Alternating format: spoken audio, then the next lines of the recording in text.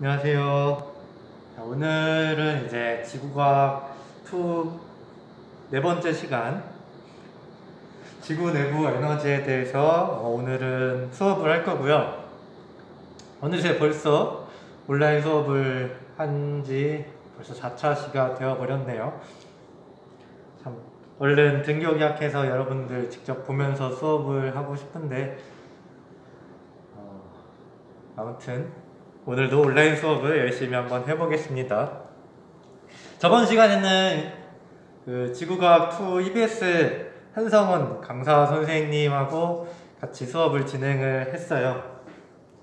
저보다 훨씬 말도 잘 하시고 목소리도 좋아서 또 뭐 이런 그림 같은 것도 많이 보여줘서 되게 좋았을 것 같은데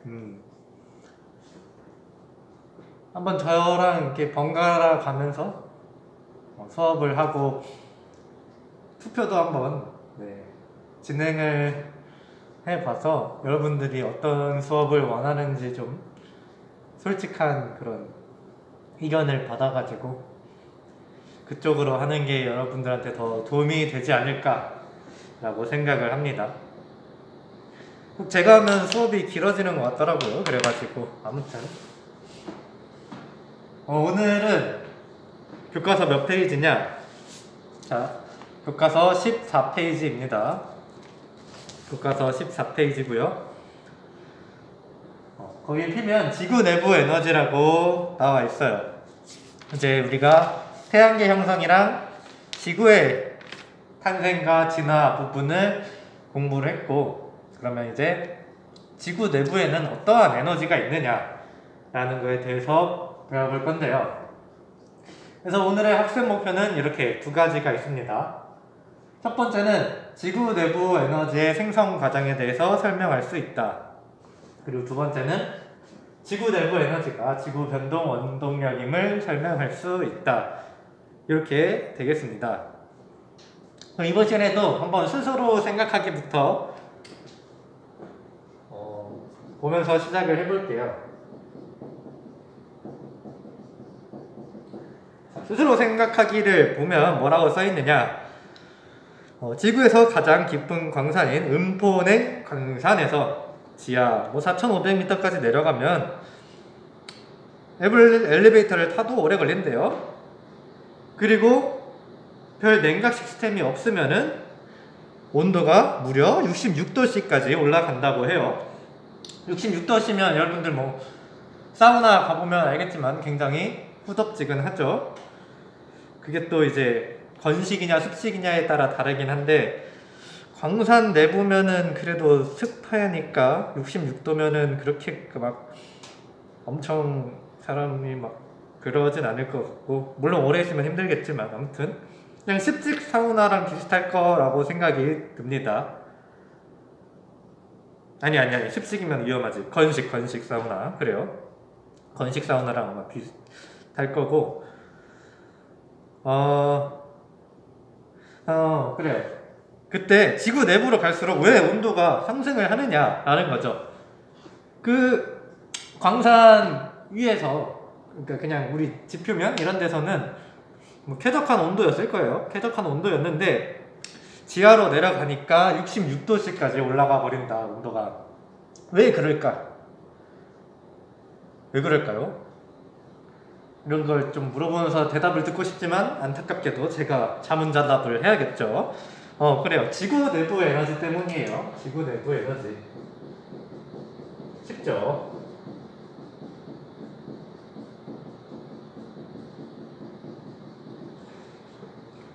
그래, 지구 내부 에너지 때문인 건 알겠는데 도대체 지구 내부 에너지가 그럼 뭐냐? 그거를 이번 시간을 통해서 알아보겠습니다. 자, 그러면 그 14페이지 스스로 생각해보기 아래 지구 내부 에너지의 생성 과정, 거기로 갑니다. 자, 거기에 보시면 첫째 줄에 지구 내부 에너지에 대한 설명이 아주 잘 나와 있어요. 지구 내부 에너지란 뭐랍니까? 지구 내부에 저장되어 있는 에너지를 말한다. 지구 내부에 저장되어 있는 에너지.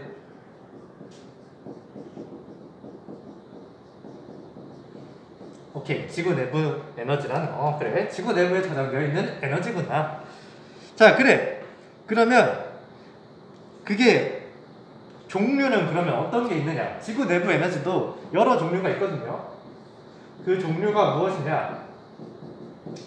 그래서 봤더니 첫 번째로 미행성 충돌에 의한 에너지. 그 저번 시간에 이제 강사 선생님께서 설명을 하셨죠. 지구가 형성될 당시에 막 미행성체들이 지구랑 충돌을 하면서 지구가 커지고 이제 온도도 올라갔다, 그렇게 설명을 하셨을 텐데, 그때 미행성 충돌에 의한 열 에너지가 아직까지 식으면서 이제 남아있다라는 얘기입니다. 그게 지구 내부 에너지로 남아있다. 이게 모의 실험도 할 수 있습니다. 여러분들이 뭐 손을 갖다가 이렇게 반대쪽 손에 딱 치면 이 충돌에 의해서 이쪽 손이 얼얼해지죠. 그게 바로 이제 미행성 충돌에 의한 열 에너지를 좀 설명해주는 예시고요. 그리고 중력 수축. 이거는 태양계 형성할 때 조금 얘기를 했는데, 그 미행성체가 원래 중력 포텐셜 에너지, 그러니까 위치 에너지가 존재를 하다가 움직이게 되면 운동 에너지랑 열 에너지랑 전환이 돼요. 그래서 이렇게 중력 수축을 할 때 열 에너지가 발생을 하게 되는 그런 현상이 있는데, 그에 의해서 지구 내부 에너지가 한 가지 종류로서 존재한다라는 얘기고요. 그리고 두 번째는 이제 마그마 바다에서 분화될 때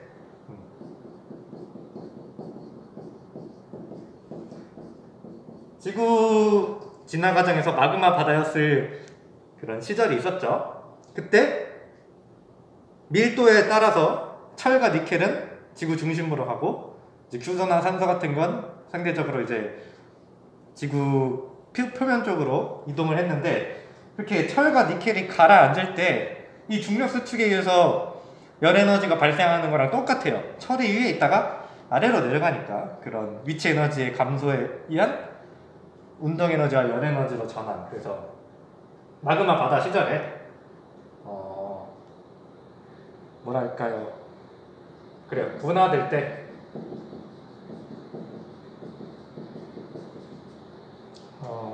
위치 에너지와 열 에너지 전환.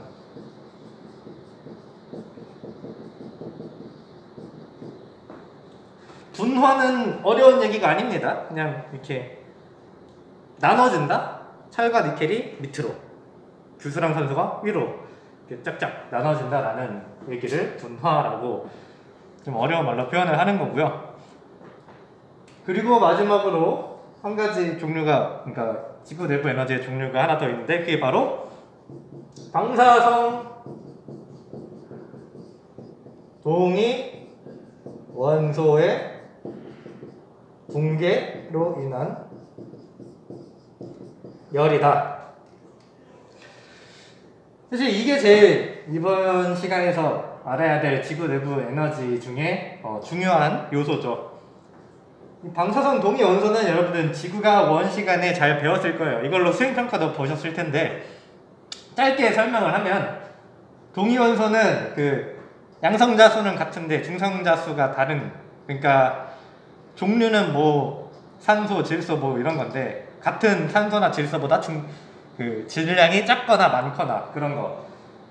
원소는 같은 원소인데 질량이 다른 그런 걸 동위 원소라고 하고, 그 중에서도 안정한 동위 원소가 있고 불안정한 동위 원소가 있어요. 그럼 불안정한 애는 다른 원소로 변하면서 안정해지는데, 그때 방사선을 방출을 합니다. 그러한 애를 방사성 동위 원소라고 하는 거고, 방사선을 방출하는 애가 방사성 동위 원소다. 뭐 그 중요한 얘기는 아니고요. 아무튼 방사선 동위 원소의 붕괴 열로 인해 지구 내부 에너지가 발생을 한다라는 얘기입니다. 그게 교과서에 잘 나와 있어요. 그래서 여러분들은 이걸 필기하셔도 되고 이제 줄만 쳐도 뭐 무방을 할 것 같습니다. 자, 근데 거기 밑에 보시면 표가 나와 있어요. 암석에 포함된 다양한 종류의 방사선 동위 원소의 함량이라고 나와 있죠. 자, 거기 잘 보면 화강암, 현무암, 감람암이 있어요. 자, 여기까지 나오니까 표를 여기에 그려볼게요. 화강암, 현무암, 감람암이 있죠.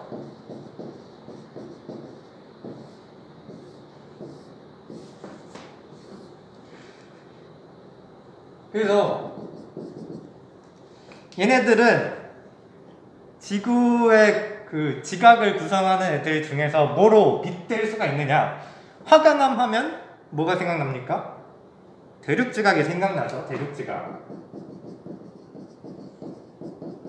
그리고 현무암을 하면 해양지각. 그리고 감람암 하면 멘틀이 생각이 나게 됩니다. 왜 그런 거냐면 이제 그거는 상당히 이제 지구의 역사에 대해서 자세히 알아야겠지만 아무튼 화강암은 대륙지각, 현무암은 해양지각, 감람암은 멘틀. 반대로 이제 대륙지각은 화강암으로 이루어져 있고 주로 해양지각은 현무암으로 이루어져 있고 멘틀은 감람암으로 주로 이루어져 있습니다. 근데 거기 잘 보시면 방사성 원소의 함량이 화강암이 매우 많고 그 다음에 현무암, 그 다음이 감람암이죠. 그래서 발열량을 따지면 화강암이 940, 현무암은 170, 감람암은 2.7 이렇게 나옵니다. 그러면 지금 대충 봤을 때 대륙지각에서 왠지 발열량이 가장 높을 것 같고 멘틀에서 가장 발열량이 낮을 것 같은데 이거는 단위 질량에 따른 그런 결과예요. 똑같이 이만큼의 화강암, 현무암, 감람암이 나타내는 열을 재니까 940, 170, 2.7이 나오더라 라는 얘기고 사실 지구는 그렇게 동일하게 존재하지 않죠. 대륙지각이 차지하는 양이 있고 해양지각이 차지하는 양이 있고 멘틀이 차지하는 양이 있을 텐데 그 양까지 다 고려를 하게 되면 방사선 동위 원소의 붕괴에 의한 발열량이 어떻게 되느냐? 멘틀이 가장 크고 그 다음에 대륙지각이 크고 그 다음 해양지각이 제일 작습니다. 이거는 방사성 동위 원소의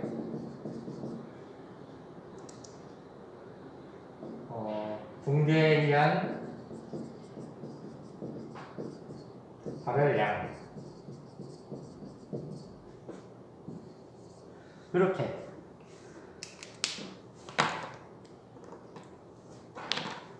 단위 질량으로 따진다면 대륙지각 그리고 해양지각 멘틀 순으로 발열량이 많지만 전체 부피까지 같이 따진다면 멘틀이 무려 이제 지구의 84%를 차지를 하죠. 그리고 그러니까 대륙지각은 0.7%, 그리고 해양은 0.3%를 차지를 하기 때문에 이 멘틀, 대륙지각, 해양지각 전체가 내는 발열량을 따진다면 이 940과 2.7이라는 어마어마한 차이를 이 부피 비로써 역전을 해버린다라는 얘기입니다. 이렇게 좀 제가 너무 어렵게 설명을 해드릴지 모르겠지만 아무튼 이렇게 방사선 동위 원소에 의한 발열량이 정해진다.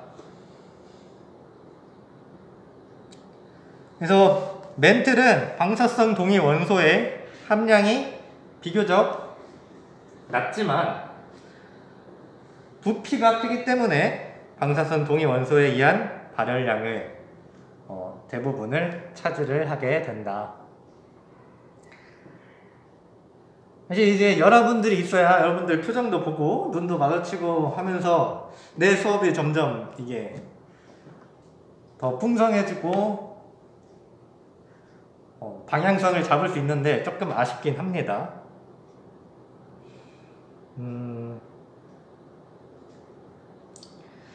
그래요. 교과서에 또 좋은 정보가 나와 있는데 거기 표에 바로 위에 글을 보시면 또 하면서 방사선 동위 원소가 붕괴하면서 블라블라블라 이렇게 써있죠. 거기에 줄을 치면 좋겠습니다. 방사선 동위 원소의 줄을 치시고 그 아래 규산염질 마그마에 농집되는 성질 그렇게 줄을 칩니다. 방사성 동위 원소 줄 치시고 그 아래에 규산염질 마그마에 농집되는 성질 줄을 치시면 왜 화강암에 가장 방사선 동위 원소의 함량이 많고 멘틀로 갈수록 감람암으로 갈수록 함량이 적은지를 이해를 할 수 있게 됩니다.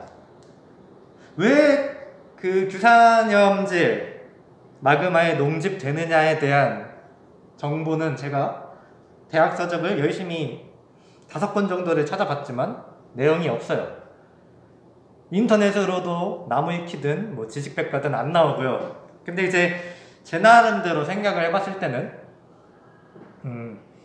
규산염질이 많으면 그게 마그마가 굉장히 점성이 깊어져요. 점성이 깊어진 다음은 분자 구조가 잘 얽혀 있다라는 건데 그렇기 때문에 방사선 동위 원소도 벗어나지 못하고 얽혀 있을 수 있고요.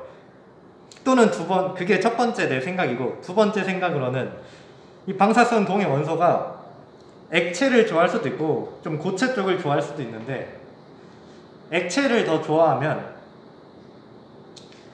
사실 아니다 이거는 그러니까 마그마가 분화되는 과정에서 먼저 철 함량이 높은 그런 것들이 굳어지면서 걔네들이 탈출해 나가면서 이게 현무암질 마그마에서 점점 화강암질 마그마로 가는 건데 현무암질 마그마에 뭐 여러 원소들이 있었어요. 원소들이 있었는데 온도가 낮아지면서 녹는 점이 높은 애들이 먼저 고체가 돼. 그러면 그때 그 방사성 원소가 고체로 가는 게 아니라 얘가 액체를 더 좋아하면 마그마 자체에 남아있으려고 해요. 그러면 뭐냐, 화강암질 마그마가 될 때까지 이 방사선 동위 원소는 그 액체에 계속 남아있으려 한다는 거죠. 그래서 화강암질 그런 규산염질 마그마에 더 농집되는 성질이 있을 수도 있어. 그래서 그 두 개 중에 하나일 텐데 그거에 대해서 정확히 뭐 설명해주는 책이 아쉽게도 없고 그냥 규산염질 마그마에 농집이 된다라는 교과서 정보처럼 대학교 서적에도 나와 있기 때문에 제가 자세히 알려주고 싶었지만 요 정도만 그냥 외워야 될 것 같아 진짜. 제가 되게 횡성주설을 많이 했는데 사실은 제가 탄소한 것만 알면 됩니다. 그러면서 더 설명을 하는 이유는 아직 여러분들이 어떤 수업을 원하는지 몰라서 막 하고 있는 거예요. 시간은 계속 가는데 아무튼 다음 걸로 넘어갈게요. 여기 지우고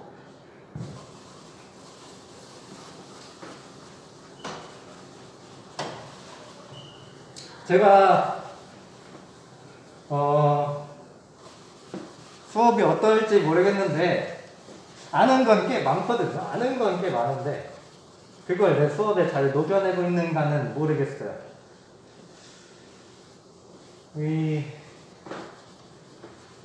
참 하다 보면 나아지겠죠. 하다 보면 나아지겠지만 나는 여러분들한테도 이제 폐를 끼치고 싶진 않고 되게 잘 가르쳐주고 싶은 마음이 많은데 이제 어떻게 되려나. 적어도 이제 등교계약에서는 잘 해보도록 하겠습니다. 자, 그 다음 지각 연료량이라는 게 나오죠. 지구 내부 에너지에 대해서 학습을 했고, 이번엔 지각 연료량. 지각 연료량은 그 15페이지를 보시면 나옵니다. 맨 위에 개념이 잘 나와 있어요. 지각 연료량의 개념은 무엇이냐? 지구 내부 에너지가 지표로 방출되는 양.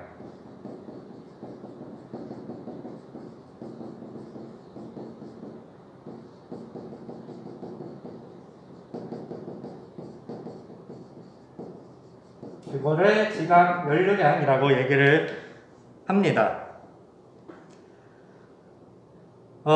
그 다음 글을 읽어보면 지각 연료량은 지역에 따라 다르게 나타난다 라고 나와 있는데, 왜냐면 이 지각 연료량이라는 건 이렇게 땅에 있으면 여기로부터 열이 얼마나 빠져나오고 있느냐, 그걸 보는 거예요. 근데 우리가 나무랑 철을 비교해보면 여름 같은 때 햇빛이 쨍쨍 비치는 날에 여기에 나무 도막을 놓고 그 옆에 철 도막을 놓자고 해보자고요. 이 상태로 한 3시간 놔둬요. 햇빛이 쨍쨍할 때 3시간 정도 놔두고 여기 가서 손바닥으로 만져봅니다. 나무 도막 만지면 그래 따뜻하네 하겠죠. 철 만지면 뜨거 하겠죠. 그런 거예요.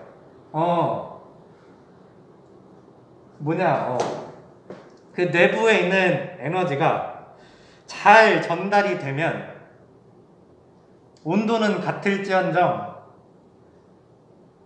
지각 연료량이 높게 나타날 수가 있다라는 얘기죠. 그래서 지표를 어떤 암석이 구성을 하느냐에 따라 온도가 똑같이 30도여도 어디서 측정하면 지각 연료량이 더 많이 높게 나오고 어디서 측정하면 지각 연료량이 좀 낮게 나오고 그러한 현상이 있는데, 아무튼 지각 연료량은 지구 내부 에너지가 지표로 방출되는 양을 뜻하고 지역 특성에 따라 지각 연료량은 다르게 나타난다. 그 정도만 알면 되겠습니다. 자, 그래서 지각 연료량의 분포에 대해서 나온 자료가 있어요. 거기 해보기라고 나와 있는데 빨갛고 노랗고 초록색, 하늘색, 보라색 등등등 여러 색깔이 보이죠. 그리고 그 아래에 보면 기준이 나와 있어요. 보라색 쪽에서 빨간색 쪽으로 갈수록 낮은 지각 연료량에서 높은 지각 연료량으로 이동을 하고 있는 거죠. 그래서 그 사진상에서 빨갛게 보이는 데가 지각 연료량이 높은 곳이고 보라색 같은 경우에 지각 연료량이 낮은 곳입니다. 그러면 지각 연료량이 큰 지역을 찾아보면 판경계랑 관련해서 어떤 관련성이 있는지 찾아볼 수 있을 거예요. 거기를 잘 보시면 주로 태평양판의 경계부죠. 그리고 그 오른쪽에 이렇게 줄기로 되어 있는 건 대서양 중앙해령인데, 그걸 잘 보면 주로 해령이나 호상열도 등 판의 경계에서 지각 연료량이 크게 나타난다. 이제 지각 연료량이 큰 곳은 해령이나 호상열도, 즉 판의 경계부죠. 발산을 하든 섭입을 하든 주로 판의 경계가 연료량이 높다. 자, 그리고 지각 연료량의 크기가 대칭적으로 나타나는 곳은 판 경계 중 어디에 해당하는가? 이거는 해령에 해당하는 건데요. 왜냐하면 이 해령이 발산형 경계잖아요. 그러면 보통 이 멘틀의 상승부를 뜻하는데, 이렇게 마그마가 올라와서 양옆으로 꺾이면서 이게 해양 지각이 양옆으로, 해령을 중심으로 양옆으로 점점 발산해 나가는 그런 모양을 합니다. 그렇기 때문에 이 마그마가 올라올 때 굉장히 뜨겁겠죠. 그래서 지각 연료량이 높고 벌어질수록 점점 식어가면서 지각 연료량이 살살살살 낮아지는 건데, 그게 대칭적으로 잘 나타나죠. 중앙은 빨갛다가 옆으로 갈수록 노랑, 초록, 하늘색 나타나는 부분, 거기가 해령 부분이 된다. 네, 이해가 됐으면 좋겠고요. 자, 그 다음 이제 밑에 글을 읽어보면, 평균적으로 대륙지각에 포함된 방사선 동위 원소의 함량은 해양 지각보다 높다. 아까 표를 그렸죠. 방사선 동위 원소의 함량이 대륙지각이 더 많고, 또 대륙지각이 해양 지각보다 부피도 더 컸어요. 그래서 전체적인 방사선 동위 원소의 이한 발열량이 대륙지각이 해양 지각보다 컸고요. 그렇게 따지면 사실 대륙지각의 지각 연료량이 해양 지각의 지각 연료량보다 더 커야 합니다. 하지만 그렇지 않다는 거죠. 왜냐? 해양 지각에서는 이렇게 뜨거운 지구 내부 물질이 상승하는 해령과 같은 지역이 존재를 하기 때문에, 해양 지각 같은 경우에도 해령에선 지각 연료량이 높고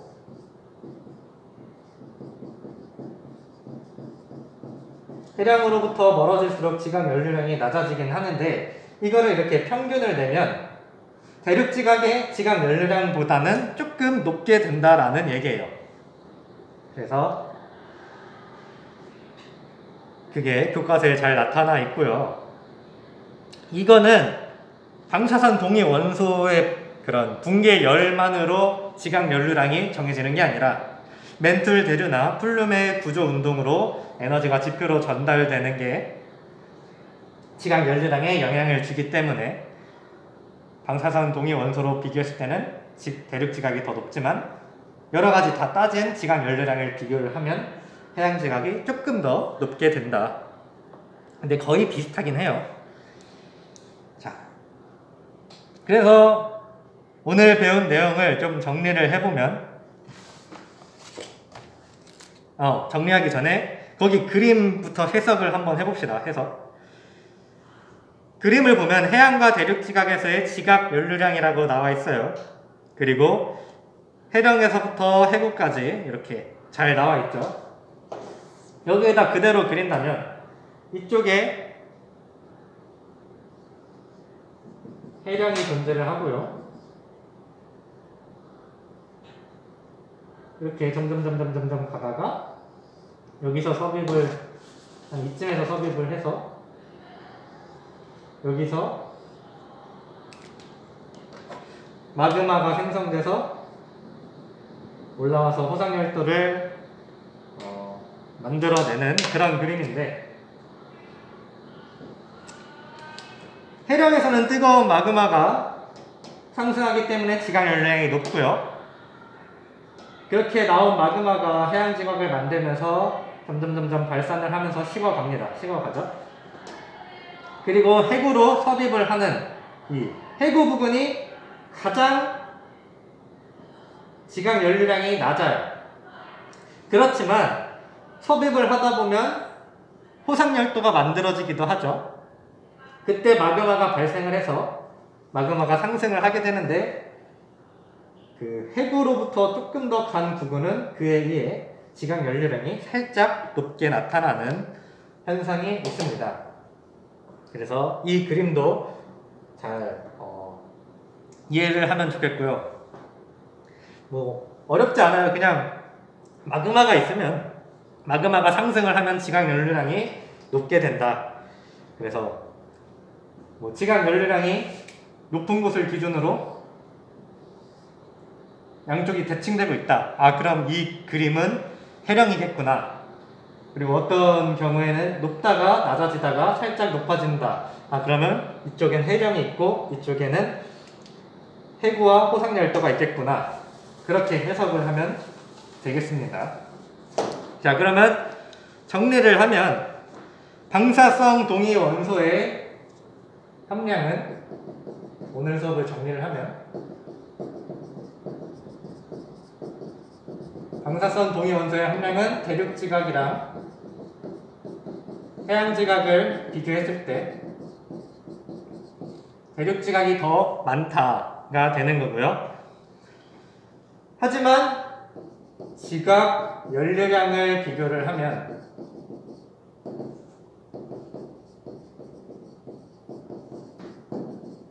대륙지각이랑 해양지각 중에서 어느 게 더 크다? 해양지각이 살짝 더 큽니다. 근데 이제 문제에서는 비슷하다라고도 표현을 할 수 있어요. 근데 이제 절대로 지각 연료량을 평균 냈을 때 대륙지각은 해양지각보다 높지는 않아요. 그것까지만 알아두면 좋겠고요. 그 이유는 해양지각에서는 멘틀의 상승으로 인한 지각 연료량이 큰 부분이 있기 때문에 평균을 냈을 때 대륙지각보다 살짝 높게 나타난다. 거기까지 기억을 해두면 좋겠고, 그래서 연료량 분포를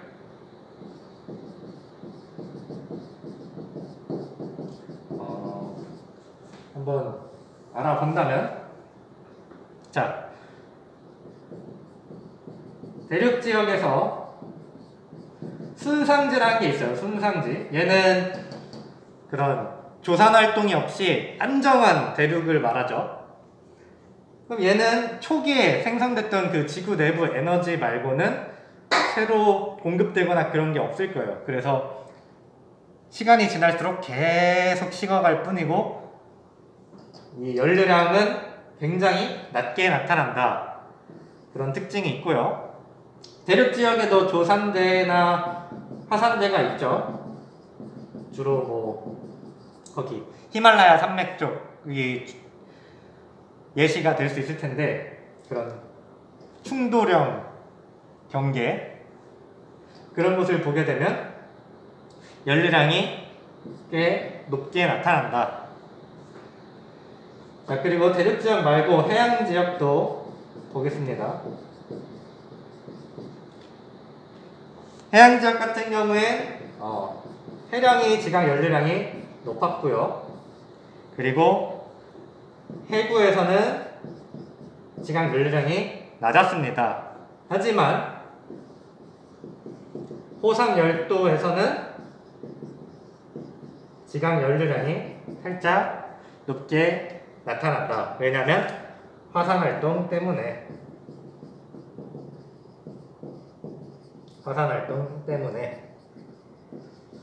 자, 그래서 오늘 지구 내부 에너지에 대해서 알아봤고요. 그리고 지각 연료량에 대해서도 알아봤습니다. 오늘 수업을 좀 어떻게 굉장히 저는 되게 의식의 흐름대로 진행을 했어요. 그런데 여러분들이 잘 들었을지 도움이 됐었으면 참 좋겠고요. 이제 내일, 그러니까 저는 지금 월요일에 이걸 찍고 있지만 내일 동영상이 올라가겠죠. 그래서 내일 여러분들이 점심쯤 일어나겠죠. 점심쯤 일어날 때 제가 익명으로 투표를 단톡방에 올리겠습니다. EBS 강의냐 아니면 내가 녹화하는 강의냐, 그런 투표를 진행할 테니까 진짜 뭐 익명이니까 상관없이 여러분들에게 어떤 게 도움이 될지 잘 선택을 하셔서 투표를 해주면 좋겠어요. 저는 어차피 등교 개학하면 맨날 수업이 진행될 거고, 한성원 선생님은 지금 아니면 못 보는 분이긴 하죠. 아무튼 여러분들 잘 고려를 해서 선택을 하시면 되겠습니다. 네, 그러면 그 아래에 있는 형성평가랑 그 느낀 점 뭐 쓰실 분 쓰시고요. 그러면 오늘 수업은 이상으로 마치겠습니다.